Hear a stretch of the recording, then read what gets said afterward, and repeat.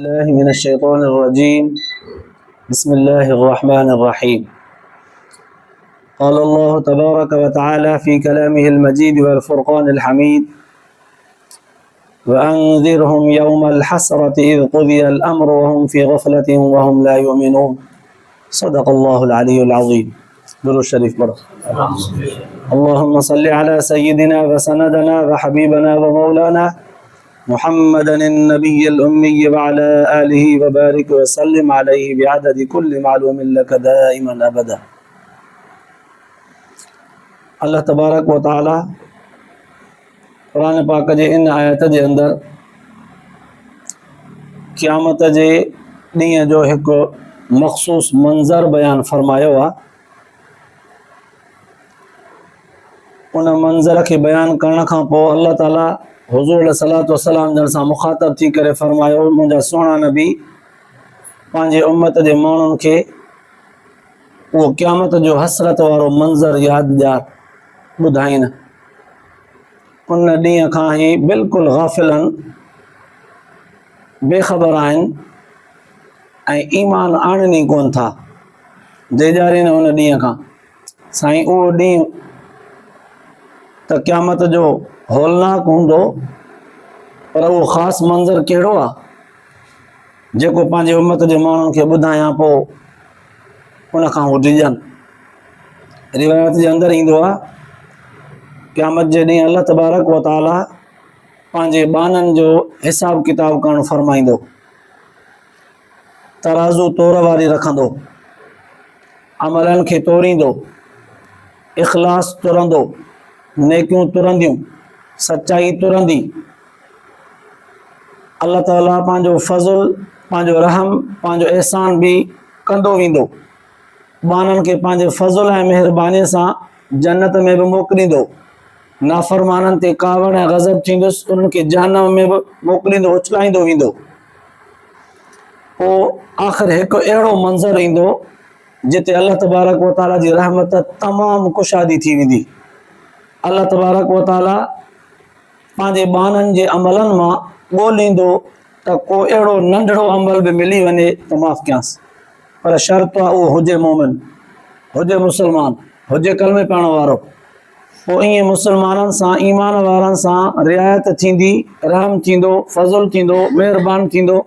अल्लाह तबारक व ताला एॾी रिआयत कंदो जो हिकु ॾींहुं जेके नाफ़रमान गुनाहगार मुस्लमान जहन्नम में वियल हूंदा, उहे बि जहन्नम मां पंहिंजे गुनाहनि जे आधार ते सज़ा काटे काटे खाई खाई नेठि निकिरंदा जहन्नम मां। बाक़ी जहन्नम में वञी काफ़र बचंदा। हेॾां जन्नत काफ़ी मुस्लमाननि सां भरिजी चुको हूंदो। पोइ अल्लाह तबारक व ताला उन वक़्तु हज़रत अबू सईद ख़ुदरी रज़ी अल्लाह ताला अन्हु खां रिवायत आहे, फरमाई त हुज़ूर अलैहिस्सलातु वस्सलाम जन फरमायो, उन वक़्तु अल्लाह तबारक व ताला जे ज़ात जे आॾो जन्नती ऐं जहन्नमी बाननि जे साम्हूं हिकिड़ो घटो आंदो वेंदो। असल में उहो मौत हूंदो, मौत खे घटे जे शक्ल में आंदो वेंदो। अल्लाह तबारक व ताला उनखे ज़बह करणु फरमाईंदो। पोइ उन घटे जी शक्ल जन्नती बाननि खे सॾे करे ॿुधायो वेंदो: ए जन्नतियो, हेॾे अचो, हिनखे सुञाणो था? इहे जन्नती बाना जॾहिं गौर करे हुन ॾे ॾिसंदा पोइ चवंदा: साईं, हा, हिनखे सुञाणूं था। केरु आहे? साईं, मौत वक़्तु असांजे साम्हूं हुयो, मौत आहे, मौत आहे। जॾहिं मुआसीं न, उन वक़्तु इहा शक्ल असां ॾिठीसीं। वरी अल्लाह ताला जहन्नमियुनि खे फरमाईंदो: हेॾे अचो, हिनखे सुञाणो था? जहन्नमी बि ॾिसी करे चवंदा: हा। केरु आहे? चवंदा: ही मौत आहे, मौत वक़्तु हिनखे ॾिठोसीं। अल्लाह ताला हुनखे ज़बह करे फरमाईंदो: ए जन्नतियो, तव्हां जन्नत में हाणे हमेशह रहंदो, हाणे तव्हां मां कंहिं ते मौत कोन ईंदो। ए जहन्नमियो, तव्हां बि यादि रखो, तव्हां बि जहन्नम में हमेशह रहंदो, हाणे तव्हां ते मौत कोन ईंदो। उन वक़्तु मौत जॾहिं ख़तमु थी वेंदो, मौत खे ज़बह कयो वेंदो, जेके जन्नती जन्नत में हूंदा उते पिया रहंदा, जहन्नमी जहन्नम हूंदा उते पिया रहंदा। हाणे काफ़र जेके जहन्नम में रहिजी विया, जंहिंजे लाइ क़ुर पाक बि फरमायो आहे ख़ालिदीन फ़ीहा अबदा, उहे उन वक़्तु जेका हसरत ऐं अफ़सोस कंदा, मंज़र ॾिसी चुका हूंदा त असां सां गॾु जहन्नम में अहिड़ा माण्हू बि आया हुआ जेके सिर्फ़ नाले जा मुस्लमान हुआ, उन्हनि खे बि कढियो वियो। अहिड़ा माण्हू आया जेके निकिरी विया वरी जहन्नम मां, जेके सिर्फ़ ज़बान सां रुगो हिकु दफ़ो चयो ला इलाहा इल्लल्लाह मुहम्मद रसूलुल्लाह, ॿियो को बि कमु कोन हो, अमल न हो। अल्लाह ताला जी रहमत एॾी कुशादी थी, जिन जी सिर्फ़ अल्लाह जे नबीअ सां मोहबत हुई उहे बि निकिरी विया, जंहिंजी इस्लाम सां क़ुरान सां मोहबत हुई अमल कोन हो उहे बि निकिरी विया, जंहिंजी उलमा सां मोहबत हुई उहे बि निकिरी विया। पोइ उन ॾींहुं जॾहिं मौत ज़बह करे ख़तमु कयो वेंदो, उन वक़्तु काफ़िर ॾिसी करे अफ़सोस कंदा, हसरत कंदा, हाय अफ़सोस, चवंदा या लैतनी कुन्तु तुराबा, काश मिट्टी हुजऊं हा, इंसान न थियूं हा।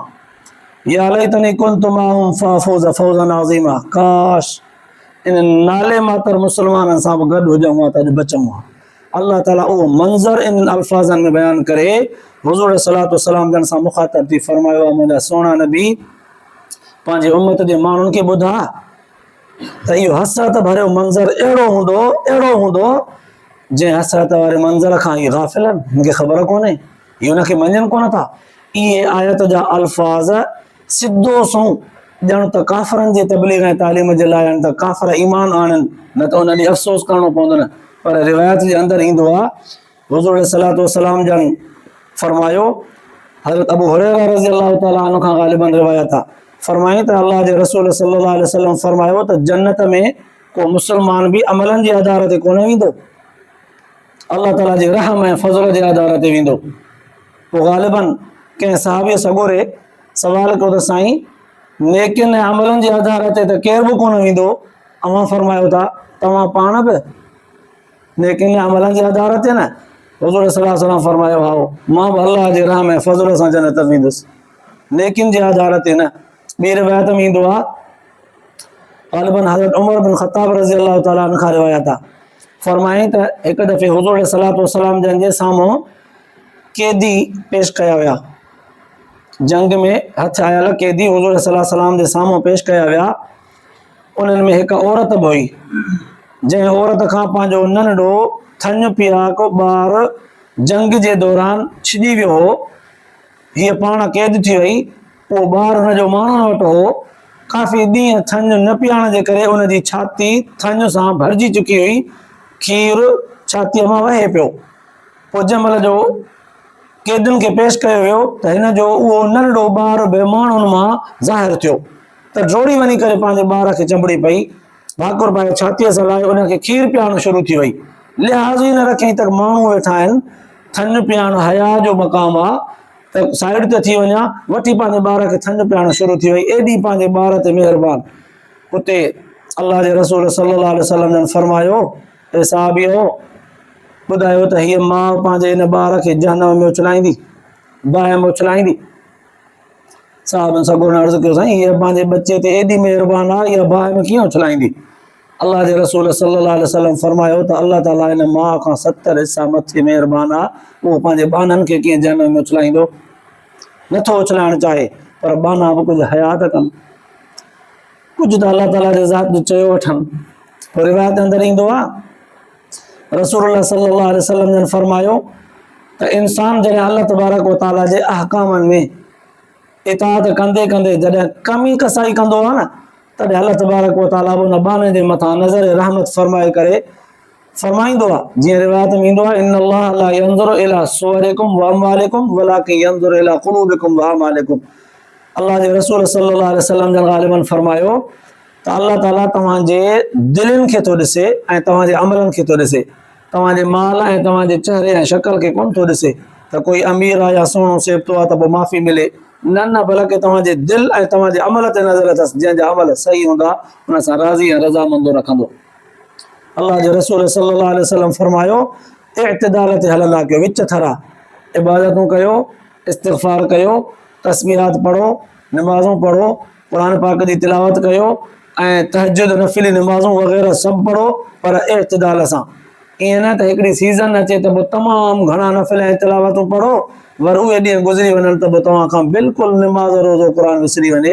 हिकु जहिड़ा ई कयो, फ़र्ज़ नमाज़ुनि खां अलावा जेके नफ़िल तिलावतूं इस्तिग़फार कयो पिया, अहिड़ा कयो जो सॼी ज़िंदगी हुन ते हमेशह रहो। तॾहिं त रिवायत अंदरि ईंदो आहे त अल्लाह तबारक व ताला खे उहो बानो पसंदि आहे ऐं उन बाने जा अमल पसंदि अथसि जेके हमेशह असां कयो कंदो ईंदो आहे, पोइ चाहे थोरा ई छो न हुजनि। पंज वक्त नमाज सां गॾु सिर्फ़ सुनत पढ़ंदो थो अचे, तहज्जुद ऐं नफ़िली नमाज़ूं खणी कोन अथसि, सिर्फ़ फ़र्ज़ नमाज़ ऐं सुनतूं अथसि, ऐं ज़िंदगी भर हुन ते क़ाबू आहे तब कमाए वियो। फ़र्ज़ नमाज़ ते क़ाबू रहियो ताहयात तब कमाए वियो। क़ुरान पाक जी तिलावत वॾे मिक़दार में न सही, पर सूरत यासीन ऐं रोज़ानो रोज़ ॿ रुकू हिकिड़ा पाबंदीअ सां कंदो अचे, नेठि त आख़िर 5-6 महीननि में ख़तम बि थींदो। पाबंदीअ सां जेको अमल कबो आहे, अलाह ताला फरमाए थो मूंखे बाने जो ई अमल पसंदि आहे। ईअं न त कुछ वक्त तो जोर शोर से करे, कुछ वक्त का बिल्कुल वरी छे दे। ये अल्लाह तबारक व तआला के बाने जी बद अखलाकी पसंद कोने का, तने अल्लाह जे रसूल सल्लल्लाहु अलैहि वसल्लम फरमायो हमेशा की कंदा क्यों ऐं एतदाल सां विच थरा थी हलो, जे तवां जे मथा तंगी भी न अचे, हर हाल में उहे अमल करे सगो, एड़ा अमल शुरू कयो ऐं उन ते पाबंद रहो। अल्लाह पाक तव्हां असांखे भी अहिड़नि अमलनि जी तौफ़ीक़ नसीब फरमाए। अल्लाह पाक तव्हां असांखे भी पंहिंजी रहमत सां नवाज़े, ॿुधण ऐं ॿुधाइण खां पोइ आख़िरत जे लाइ निजात जो ज़रियो बनाए। आख़िर दावाना अल्हम्दुलिल्लाह।